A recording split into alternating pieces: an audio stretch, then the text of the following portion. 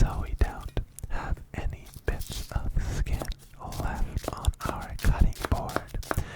And now making small, fast cuts into the onion, making sure not to cut all the way through at the back end so it doesn't fall apart, and dicing the onion into neat little cubes.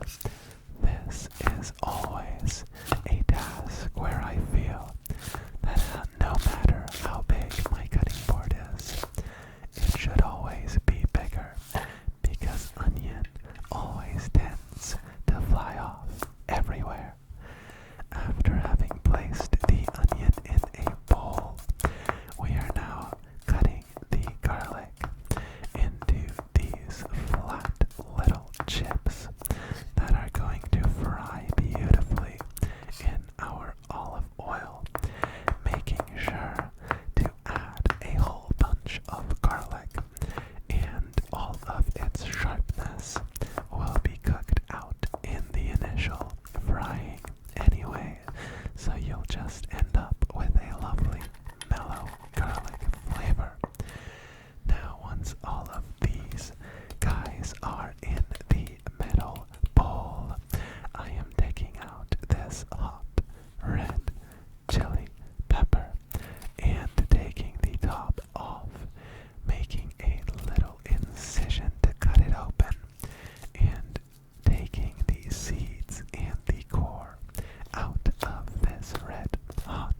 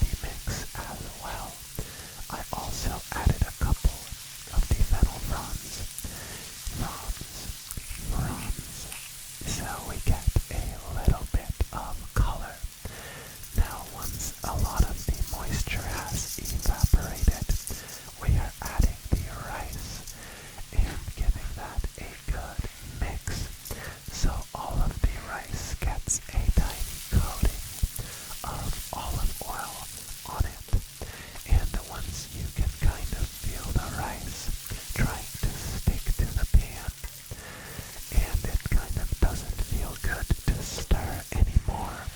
You know it's time to deglaze the pan with some white wine. And once a lot of that has evaporated, I am adding a second round of white wine and letting that cook down as well. And we are now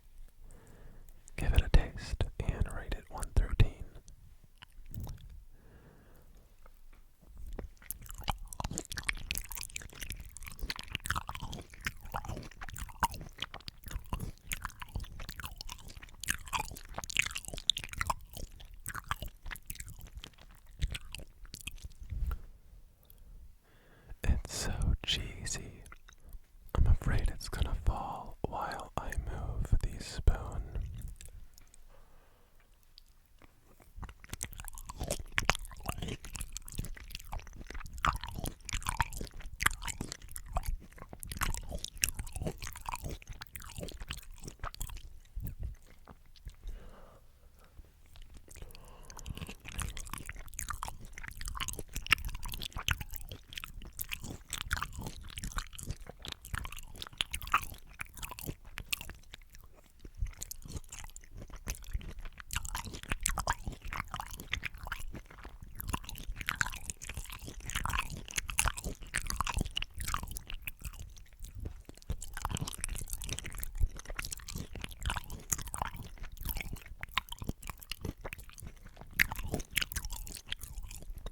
This is some very good food.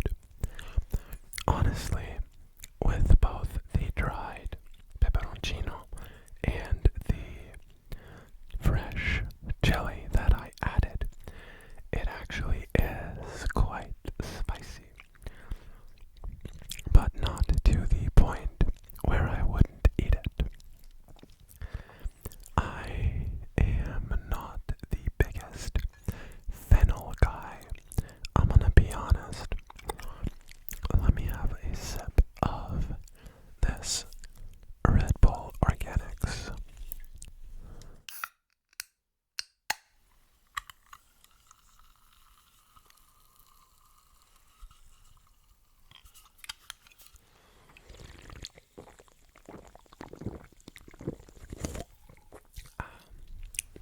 I also don't like the taste of anise, like star anise and anise. I don't like it.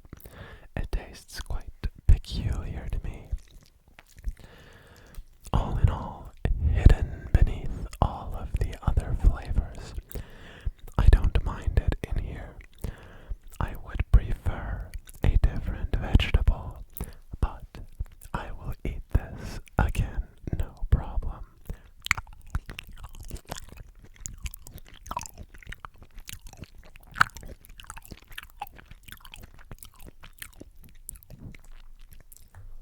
If you really wanted to highlight the flavor of the fennel, I would have gone a bit of a different route.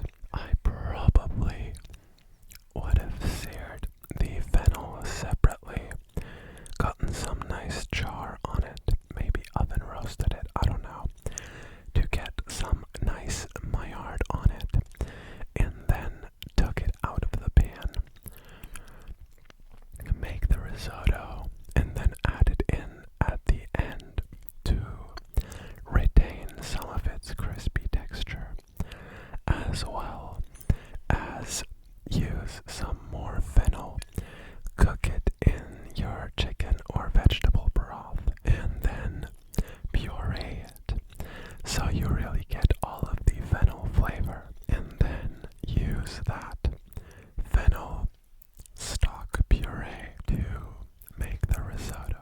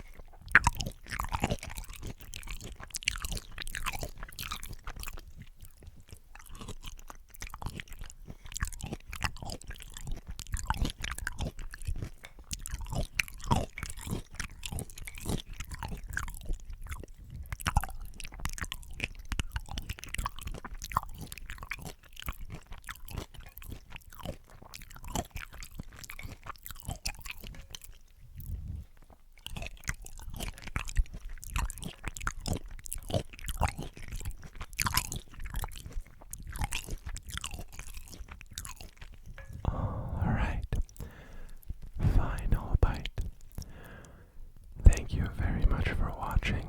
Thank you, ASMR Blue.